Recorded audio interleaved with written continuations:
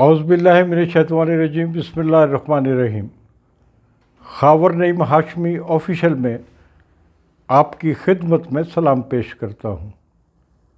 नाजरीन, हमारी आज की कहानी है अदाकारा दीबा की कहानी। अदाकारा दीबा को पाकिस्तानी मोनालिज़ा भी कहा गया।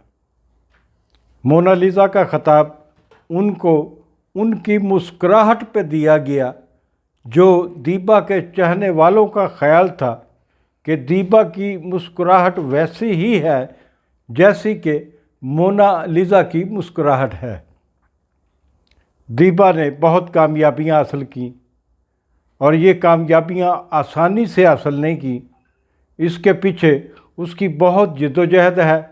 उसके पीछे उसके ख़ानदान वालों के बहुत मुज़ालिम जो है वो भी आपको नज़र आएंगे। दीबा 1947 में पैदा हुई हिंदुस्तान में, बिहार में। जब पार्टीशन होती है तो पार्टीशन के दौरान दीबा की वालदा गुम हो गई थी और दीबा अपनी फूफी के हत्थे चढ़ गई थी और फूफी उन्हें लेकर कराची आ गई और ये ये ख़ानदान कराची की एक कच्ची बस्ती में रहता रहा। फिर पता नहीं कैसे ये ख़ानदान लाहौर में शिफ्ट हुआ और जब मेरी इस ख़ानदान से पहली मुलाकात हुई तो दीबा अभी मशहूर अदाकारा नहीं बनी थी। उन्हें हारमोनियम बजाने का बहुत शौक़ था और दीबा ने किसी न किसी तरीके से, मैंने तो कभी नहीं पूछा कि हारमोनियम कैसे आपने ख़रीदा या कैसे लिया या किसी ने गिफ्ट किया था। बहरहाल हारमोनियम उनकी ज़िंदगी था और वो अपनी फूफी के और फूफी की बेटियों के रहमो करम पे थी। मुझे तो पहली दफ़ा बस्तामी रोड समनाबाद में उस घर में जाने का उस वक्त मौका मिला जब दीबा उस घर को छोड़कर जा चुकी थी और उसकी फूफी और फूफी की बेटियां दीबा का हारमोनियम, जो बहुत बड़े साइज़ का था, वो फ़रोख्त करना चाहती थी। और एक आदमी मुझे वहाँ लेके गया था कि एक बड़े साइज़ का हारमोनियम बिक रहा है सस्ते दामों, तुम्हें पसंद आए तुम ख़रीद लो। मैंने तो कभी हारमोनियम नहीं बजाया, लेकिन ना मेरा शौक़ था और ना मैं ख़रीदना चाहता था, लेकिन मैं उस आदमी के साथ उस हारमोनियम को देखने ज़रूर गया था। अदाकारा दीबा ने लाहौर में छोटी उम्र में ही फिल्मों में काम करना शुरू कर दिया था। उनकी पहली बड़ी फिल्म चिराग जलता रहा थी, जिसमें मोहम्मद अली और ज़ेबा ने पहली बार अगर किसी फिल्म में काम किया वो चिराग जलता रहा थी। इसमें मेन रोल तो मोहम्मद अली और ज़ेबा के थे और दीबा बेगम जो थी इस फिल्म की सेकंड हीरोइन थी, लेकिन बहुत जानदार किरदार था दीबा बेगम का इस फिल्म में। दीबा बेगम 60 और 70 की दहाई में पाकिस्तान फिल्म इंडस्ट्री की सफ़े अव्वल की अदाकारा रही हैं। उन्होंने वहीद मुराद और नदीम के साथ बेशुमार फिल्मों में काम किया।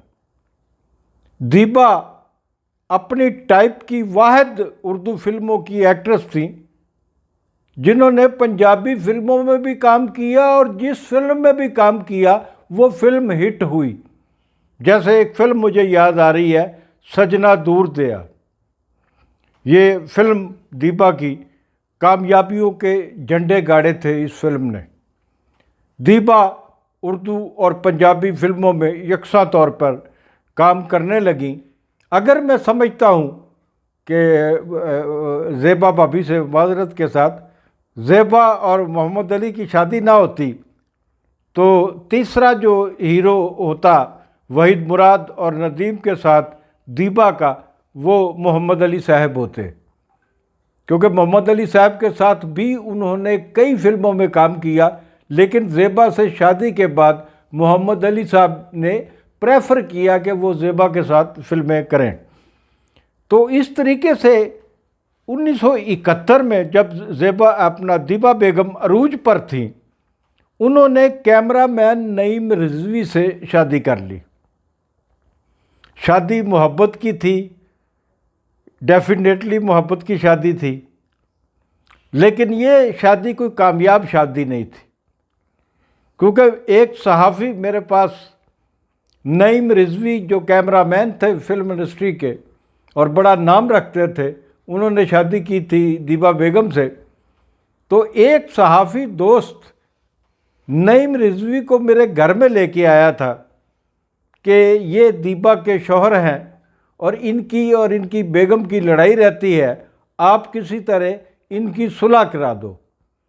और मुझे याद है कि मैं हस्बे आदत नईम रिजवी को लेकर दीपा के घर चला गया था और उनकी सुलह कराने की नाकाम कोशिश की थी।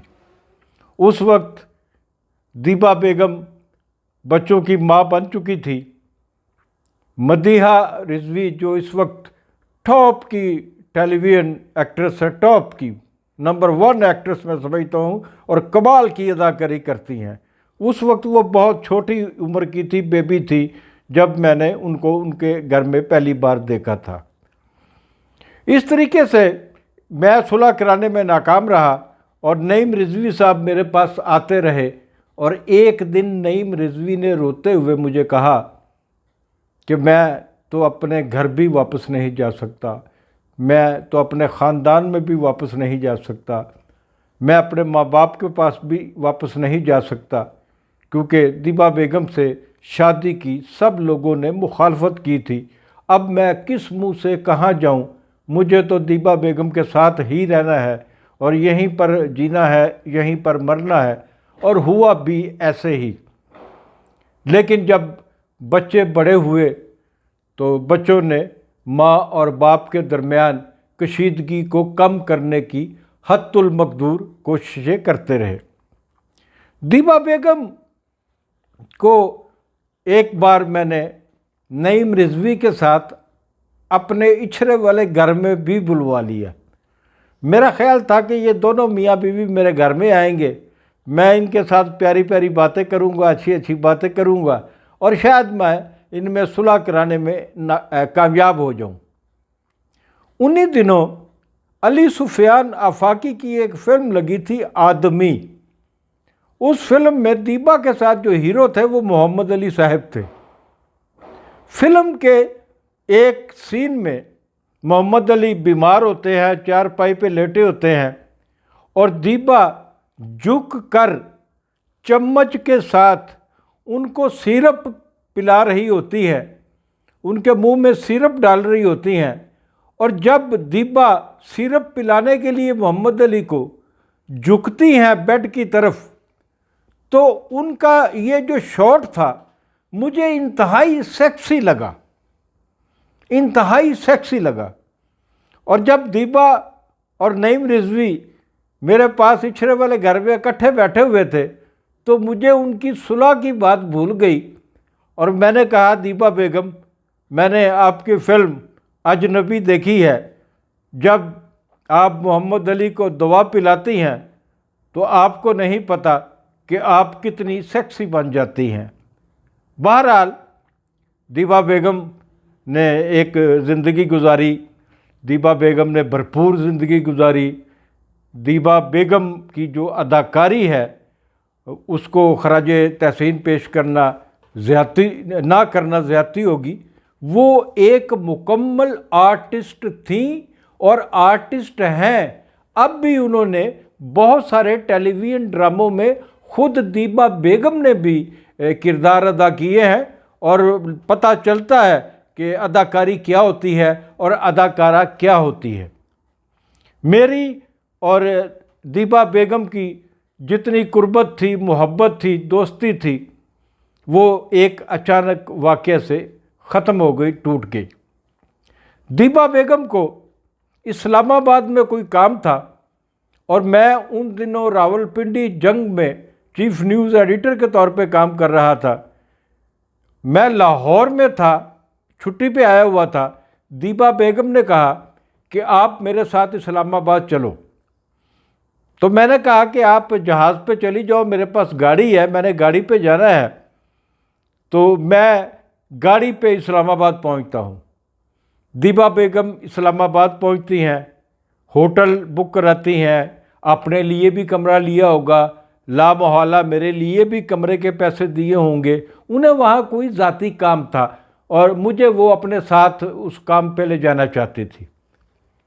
नाजरीन, मेरी किस्मत कि मेरी गाड़ी उन दिनों शेराड मेरे पास होती थी, रास्ते में ख़राब हो जाती है और इतनी ख़राब होती है कि रात के 2 बज जाते हैं और दीबा बेगम का मुसलसल फ़ोन आ रहा है और मैं समझ रहा हूँ कि गाड़ी जल्दी ठीक हो जाएगी और मैं किसी न किसी तौर इस्लामाबाद दीबा बेगम के पास पहुँच सकूँगा। गाड़ी सुबह तक ठीक ना हुई। दीबा बेगम के फ़ोन मुसलसल आते रहे, मैंने फ़ोन सुनने बंद कर दिए। मेरी गलती कि मैं दीबा बेगम को अपनी मजबूरी ना बता सका। ये मेरा और दीबा बेगम का आखिरी राब्ता था। नाजरीन, आज की कहानी, दीबा बेगम की कहानी आपने सुनी। खावर नईम हाशमी ऑफिशियल को सब्सक्राइब करना मत भूलिएगा। ये आपका अपना चैनल है। खुदा हाफिज़।